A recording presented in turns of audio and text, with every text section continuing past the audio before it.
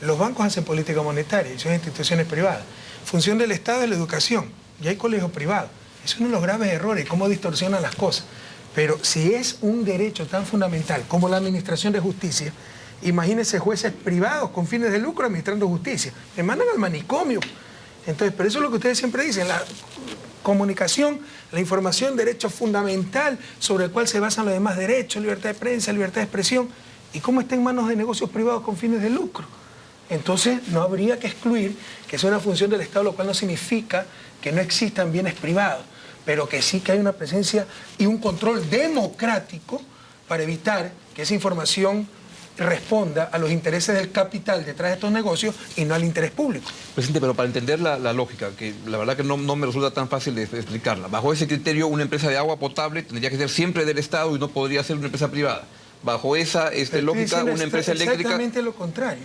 Agua privada, agua potable es un servicio público, ¿verdad? ¿Ya? En nuestra Constitución ser lo tiene que garantizar el Estado. ¿Y puede ser un pero negocio puede privado? ser provisto y generado por el sector privado. Privado, correcto. Acá, en cambio, ¿Por qué la información no puede ser divulgada por el sector privado y en competencia a muchos medios? Habrá unos medios que a usted le caiga bien, otros que les caigan mal. Pero si es, mire, yo le tengo aquí una respuesta definitiva, ha una propuesta, pero ya me quieren llevar a la hoguera, como Torquemada, ¿no?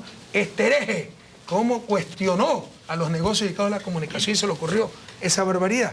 Puede ser que no sea la mejor respuesta, pero no creo que hay que excluirla. Lo que sí le digo es que el punto de partida es que hay una contradicción evidente entre negocios privados con fines de lucro proveyendo un derecho fundamental para la sociedad. ¿Y por qué cree que el buen periodismo no vende bien? Que hacer un periodismo con ética, decente, es algo que el público valora y que eso puede ser un gran negocio y se comporta con ética. Yo no excluyo que haya periodismo ético y profesional, pero sí le digo que hay una contradicción de esencia. Negocios privados con fines de lucro proveyendo un derecho, que es la información. Cuando para mejorar el lucro, la rentabilidad, tenga que deteriorar la información, por definición, prima el fin de lucro, por definición. Entonces, ahí está la contradicción. Esto puede ser mitigado por profesionalismo, por ética, mitigado, pero en esencia, latentemente hay un conflicto entre lucro y una información de calidad. Y uno nunca conoce la realidad de otro país, pero indagar en otras realidades, porque sí es posible hacer compatible un buen periodismo con un buen negocio. Y usualmente van de la mano. Yo no creo eso. Lo que pasa es que hay dominios más sutiles, ¿no? Si se estatiza la información y los medios de comunicación, ¡oh, estatización! En cambio acá, miren, la libertad de prensa. No, están totalmente bajo el dominio del capital. Usted vaya a CNN, New York Times, al que quiera, privado. Vaya, vea, pues si un periodista va a poder denunciar un delito que ha cometido el dueño del medio. No nos engañemos, mi querido Augusto, de que se inventó la imprenta. La libertad de prensa no es otra cosa que la voluntad del dueño de la imprenta. Y ese es un problema civilizatorio.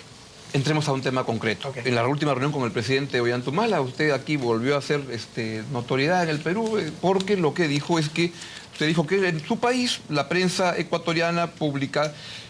Voy a citar textualmente para empezar bien. Cada vez que en Europa me preguntan sobre el periodismo en mi país, les digo que ellos jamás permitirían publicar las cochinadas que publica la prensa aquí. Y entonces dijo, en el caso peruano no puedo decir lo mismo porque son capaces de publicar eso y más. Entonces el presidente Ollanta Humala le dijo, es correcto, así es.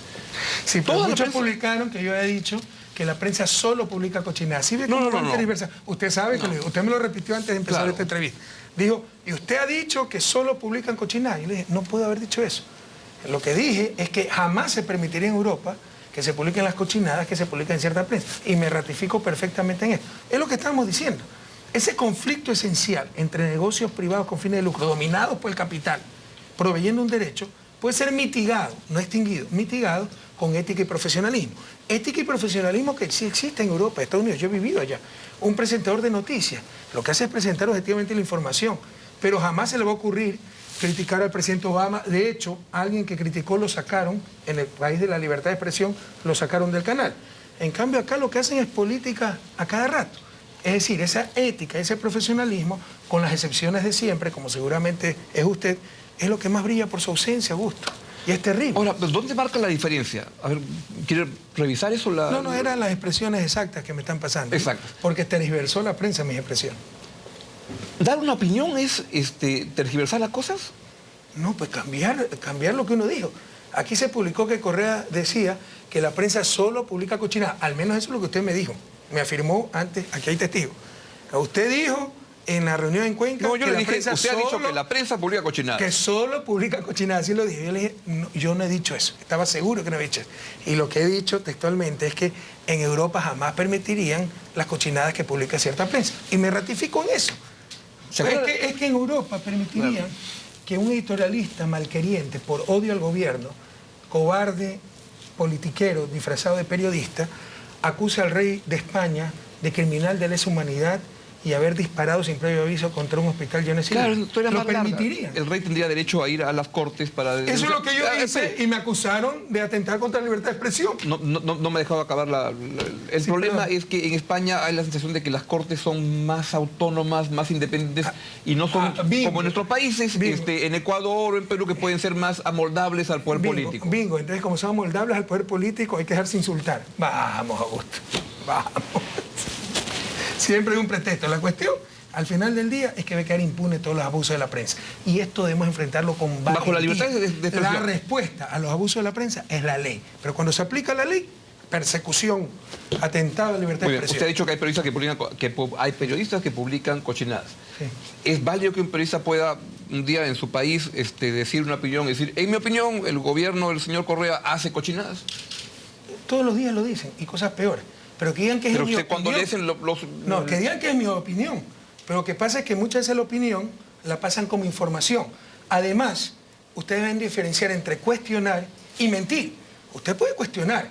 El presidente Correa es un mal presidente, un buen presidente, me cae bien, me cae mal. Otra cosa es mentir. El presidente Correa es un ladrón. En ese momento tendrán que demostrarlo, sino que respondan ante la ley. Pero se los hace responder ante la ley atentado a la libertad de expresión. Oiga, en Ecuador se defiende hasta la mentira en nombre de la libertad de expresión, cuando hasta el Evangelio nos dice, solamente la verdad os hará libre. La mentira ha acabado en América Latina. Debemos tener tolerancia cero a la mentira.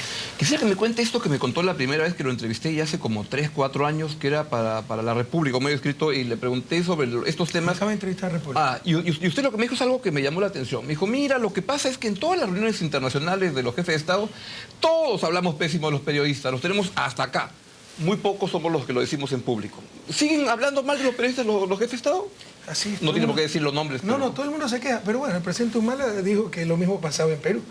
Y lo ha dicho públicamente. Pero le digo que entre bastidores, todo el mundo sabe lo que es el poder mediático, un poder fáctico y legítimo que responde a intereses, son negocios. Por favor, peruanos, latinoamericanos, no nos engañemos. Los periodistas y los dueños de los medios de comunicación no son querubines venidos del cielo por encima del bien y del mal. Son empresarios que pueden ser buenos o malos, explotadores laborales o no, evasores de impuestos o no, que tienen un negocio que en vez de dedicarse a la venta de corbata, se dedicaron a la venta de información. Entonces, ahí hay un problema, porque la información no es una corbata, es un derecho. Presidente. Lo que ustedes creen de mí, sin conocerme, tal vez se lo digo a la prensa. Entonces, imagínense el poder que tiene esa prensa. Entonces debemos estar muy atentos a evitar las manipulaciones de este poder. ¿Y estará de acuerdo que inversamente se podría decir, parafraseándolo, peruanos, hay presidentes en América Latina que no son buenas personas y que por eso requieren prensa independiente y libre que los fiscalice y los esté ajochando para que hagan bien las cosas? ¿Estaría de acuerdo con eso? No, yo estaría de acuerdo en decir, porque ahí usted cayó en su propia trampa. Entonces ustedes son los grandes electores. En una democracia los medios no son los grandes electores, los periodistas no son los grandes electores. Los grandes electores son los ciudadanos. Los ciudadanos. Entonces, si en América Latina, queridos ciudadanos, hay presidentes que son malas personas, no voten por ellos, pero no le hagan caso a la prensa que quieren reemplazarlo a ustedes en una democracia. Eso no es democracia. Pero los queridos ciudadanos, ¿por qué no podrían optar por el medio que quieran? Entonces, van a ver, además, tontear a la gente de sí mismo. ¿En base a qué usted opta? ¿En base a que usted elige el carro A o el carro B? ¿En base a qué dice? En base a la información. Y son los medios los que le están dando la información. Entonces entendamos cómo nos están dominando y lo vulnerables que somos. En Ecuador, 6 familias manejan los periódicos nacionales. Bueno, 6 es lo competencia. Que creemos, competencia. Si ese es otro de los problemas. Vea, qué bueno. 6 bueno, familias, técnicamente me faltó decirles. Competencia. Primera contradicción. Negocios privados con fines de lucro prohibiendo un derecho. Contradicción. Segundo, ese derecho es un bien público. Es decir, no es como una corbata que usted la vende y recibe un precio y listo. No. Esto tiene acceso a todas las personas. En consecuencia, ¿cómo se financia esos negocios? Con publicidad. Por eso, como dice Ignacio Ramonet, no es que venden información a los ciudadanos, sino ciudadanos a los auspiciantes. Y tercer problema, hay colusión, porque todos se ponen de acuerdo. Se hizo una mentira. ¿Cuándo ha visto que un diario corrija la mentira de otro diario? Yo no conozco tanto Ecuador, pero en el Perú sí. No me diga que hay competencia, usted mismo se lo cree. No, yo sí me lo creo. Entonces yo le demuestro que no es verdad. Ahí le regalé un libro 10 de agosto de 2009. Disculpa por errores que se cometen. 10 de agosto de 2009. Accedía por segunda vez al poder, iniciaba mi segundo periodo de gobierno.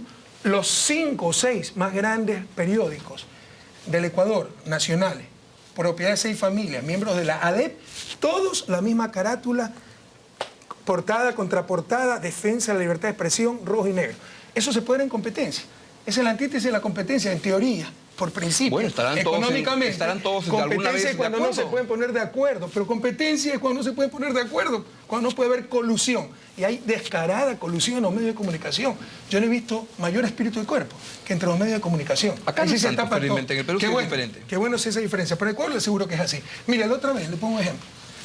Cuando ya había silencio electoral en la elección del 2011, en mayo, por la consulta popular, dentro del silencio electoral, una revista publica el voto marcado por no, con el no, y diciendo un no rotundo. Se la sanciona con $80.000 y dicen atentado a la libertad de expresión, porque esto es opinión. O sea, la foto del voto marcado con el no, de acuerdo a ellos, es opinión. ¿Usted cree que alguien dijo algo? Todos los demás medios, sí, eso es opinión. La foto del voto marcado con el no.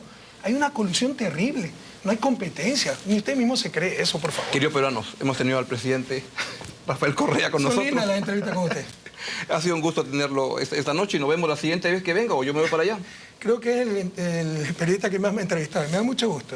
Es un gusto entrevistar al presidente Correa y discrepar siempre con él. Un abrazo a Perú y a reaccionar y darse cuenta que estamos dominados por negocios privados con fines de lucro dedicados a la información. Ya venimos, queridos peruanos.